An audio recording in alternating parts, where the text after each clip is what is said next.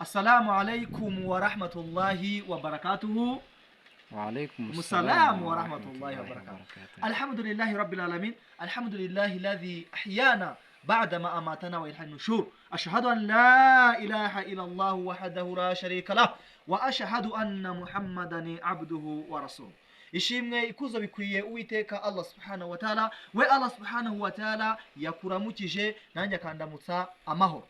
Uyu mwanya rero nkuko mukurikirana ibiganiro byacu, turagira ngo bumvishe ikiganiro twagiranye na wa mukobwa wadukunze cyane kuri YouTube, akavuga ati nanjye nemeye Imana imwe rukumbi. Rero uko byagenze, uwo mukobwa twarahuye, tumaze guhura arambwira uti ibiganiro mukora ni byiza cyane, nayo mpamvu tugiye kumuganiriza. Ubu rero tugiye kumuganiriza kugira ngo tumubaze imvamutima ye nyuma y'uko abaye Umuyisilamu. Ese byagenze bite? Byagenze gute? Amahoro y'Imana abane namwe. Amahoro y'Imana namwe abane namwe. Amakuru yanyu Ni meza. aha, turahuye nanone, turahuye.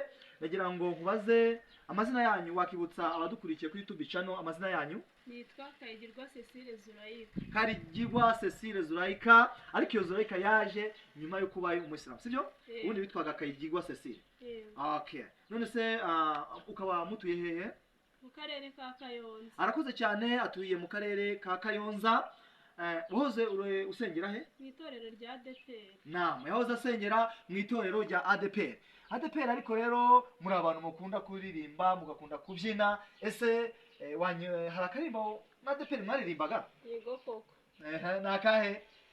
Sheikh nawe wamfasha se? Okay, nagufasha nta kibazo, tukakaririmba tukumva, ariko tukajya gusobanukirwa n'ibyako, nta kibazo. Yesu Ndamwumva mu birenge, ndamwumva mu biganza, ndamwumva umubiri wose.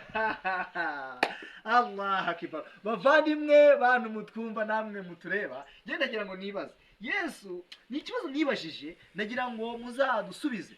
Yesu uramwumva mu birenge yabaye bote? Yesu uramwumva mu birenge yabaye bodaboda? Yesu uramwumva mu biganza yabaye ga? Yesu uramwumva umubiri wose ni salupeti? Niki Yesu?